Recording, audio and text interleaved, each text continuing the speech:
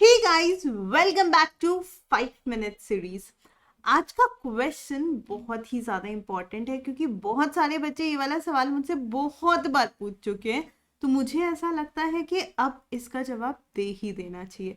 वैसे जो लोग मुझे नहीं जानते उन लोगों को मैं अपना क्विक इंट्रोडक्शन दे देती हूँ। मैं हूँ Swati Agarwal. I am a chartered accountant as well as company secretary along with CNCS। मैंने बीकॉम ऑनर्स किया है and I did some diplomas and lot of competitive exams. पिछले 10 सालों से I am into teaching and I am also co founder of Ekagrata CA। मुझे आप follow कर सकते हो मेरे इंस्टाग्राम पे, मेरे टेलीग्राम पे। I am CACS Swati. You can search on insta and you will find me over there. But अब हम आते हैं typically to the point question पर। Will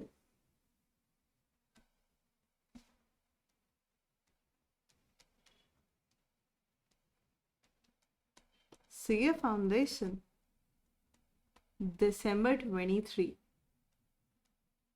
exam will be difficult और इजी? आपको पता है सबसे इंटरेस्टिंग चीज क्या है? जब भी कोई बच्चा मुझसे वाला क्वेश्चन पूछता है तो most of the time question के साथ साथ बच्चे के पास आंसर भी होता है। मैम हमें पता है डिफिकल्ट आने वाला है, मैम हमें पता है क्योंकि ये आखिरी अटेम्प्ट है ना, इंस्टीट्यूट देखना हम बच्चों को पास ही नहीं करेगी। मैम मुझे तो पता ही है कि ये पेपर और इस बार का रिजल्ट बहुत डिफिकल्ट मार्किंग होगी। तो कई बार मन में ये चीज आती है, सोच रही हूँ आज बोल ही देती हूँ। क्यों भैया, ICI की भैंस चोरी करके छुपा दिए थे क्या? Okay, so on a very very serious note, तुम्हारी कोई दुश्मनी थोड़ी है या ICI की कोई दुश्मनी थोड़ी है तुम्हारे साथ। तो just because this is going to be the last attempt for the old syllabus, इसका मतलब ये नहीं है that it is going to be extremely difficult और तुमको बहुत ज्यादा परेशानी होने वाली है। नीदर डज इट मीन्स कि यहाँ पे फ्री फंड में बहुत सारे बच्चों को पास कर दिया जाएगा और आगे बढ़ा दिया जाएगा। क्योंकि कई बार कई बच्चे ये भी जवाब देते हैं सवाल के साथ ही, हमें तो लग रहा है मैम बहुत इजी आएगा क्योंकि आखिरी अटेम्प्ट है, अगर इसमें बच्चों को लटका दिया तो बच्चों के पास समय ही नहीं रहेगा दोबारा पढ़ने के लिए। तो ऐसे थोड़ी इंस्टीट्यूट बच्चों को फेल करेगी।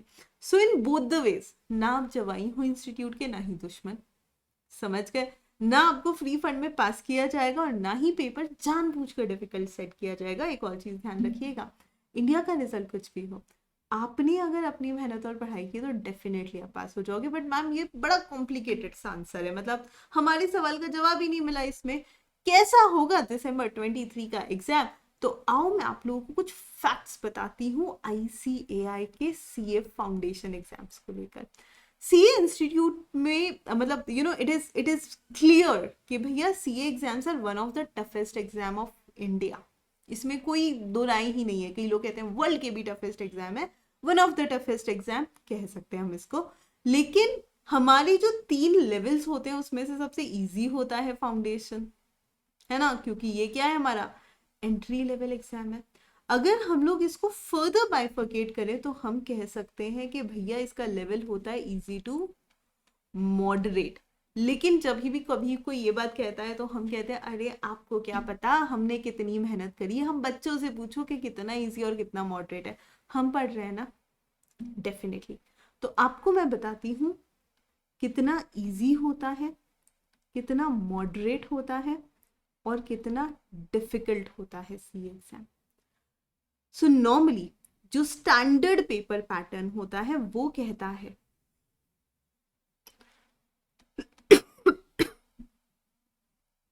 20 to 25% पेपर जो होगा कोई भी सब्जेक्ट का, that has to be easy, है ना। It may go up to 30 also, लेकिन 20 to 25% तुमको पेपर इजी ही रखना है। ICI जब पेपर सेटल जो होते हैं उनको ये इंस्ट्रक्शन देती है कि भैया it has to be below average, it has to be very easy, 20 to 25% paper, है ना। उसके बाद में मॉडरेट कितना होगा?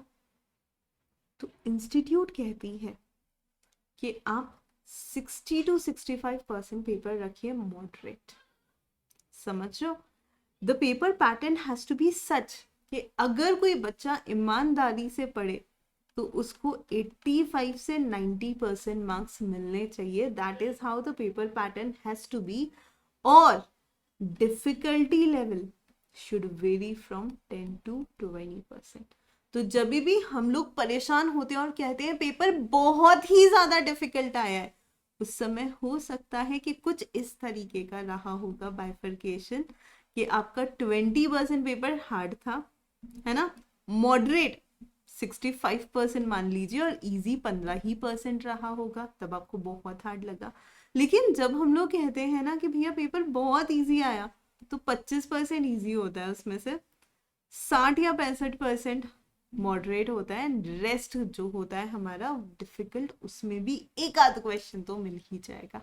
And that is how this mayor variation of 10%, ये 10% इधर और उधर होने से हमारे पेपर का डिफिकल्टी लेवल बदलता है।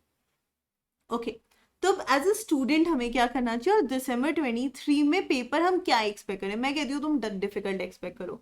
तुम एक्सपेक्ट करो कि सिर्फ 20% पेपर इजी होगा, सिर्फ 60% पेपर ऐसा होगा जो मॉडरेट होगा, और बचा हुआ 20% पेपर डिफिकल्टी आएगा। उसके हिसाब से मेहनत कर लो। लेकिन अगर तुमने एक एवरेज बच्चा जितनी मेहनत करता है उतनी भी मेहनत कर ली, भैया 80% पेपर तुम्हारे हाथ में, उसमें से देख लो तुम कितना अच्छा स्कोर कर सकते हो। So all and all, whenever we talk about CA exams, this is how the papers are made. Okay, अब हमारी मेहनत उसमें डेफिनेटली बहुत बड़ा रोल प्ले करेगी। And get prepared for the worst, क्योंकि जब तुम सबसे बुरे के लिए प्रिपेयर करके जाते हो तो सबसे अच्छा तुम्हारे लिए ऑटोमेटिक हो जाता है। तो कुल मिलाकर इस पूरी कहानी का सारांश ये है कि भैया दिसंबर 23 का पेपर मान के चलिए मॉडरेट आएगा, बहुत इजी आने के चांसेस नहीं है, बहुत डिफिकल्ट आने के चांसेस भी नहीं है, लेकिन हमें हमारी प्रिपरेशन वर्स्ट करनी पड़ेगी। अब आप में से कुछ लोग कहते हैं कि मैम वो तो ठीक है, चलो आपने इतना बता दिया, एकदम वर्स्ट के हिसाब से प्रिपेयर करो, बट मैम वर्स्ट के हिसाब से भी अगर हम लोग प्रिपेयर करते हैं तो हमें कितने घंटे पढ़ना चाहिए? 24 घंटे है तुम्हारे पास, 7-8 घंटे निकाल लो सोने के लिए, 2-3 घंटे निकाल लो टाइम पास करने के लिए, खाना खाने के लिए, चिल आउट करने के लिए। बचा हुआ टाइम काम ही क्या है? आप, आपकी किताबें, आपका सिलेबस और आपका exam. So just keep working hard, right? We are there. हम लोग आपके आरटीपी एमटीपी सेशंस ले रहे हैं, रिविजन्स आएंगे बाद में, मैराथॉन्स आएंगे, and there is a lot to do, मतलब बहुत सारी चीजें जो हम भी आप लोगों के साथ करेंगे। फॉर्चुनेट थिंग इज कि पूरा नवंबर और पूरा दिसंबर आप लोग के पास है, बिकॉज दिसंबर के भी एकदम लास्ट में जाकर एग्जाम चालू हो रहे हैं। तो इस समय का पूरा पूरा फायदा उठाइए, क्योंकि अगर अगर किसी भी मिथ को दिमाग में रखकर ये अटेम्प्ट आप मिस कर देते हो और कम स्कोर करते हो, तो अगला attempt going to be little more difficult for you, क्योंकि समय तो इतना ही होगा तुम्हारे पास, लेकिन चैलेंज बड़ा होगा क्योंकि सिलेबस काफी बदला है। Okay, so keep working hard guys. See you again in next 5 minute series, and I really hope ये वाला सेशन आप लोग के लिए हेल्पफुल रहा होगा। अगर हाँ या नहीं जो भी है कमेंट करके बताओ, कुछ क्वेश्चन है तो कमेंट्स में डाल दो, मैं डेफिनेटली उसका आंसर दूंगी। And just keep following. Thank you so much, take care, bye bye.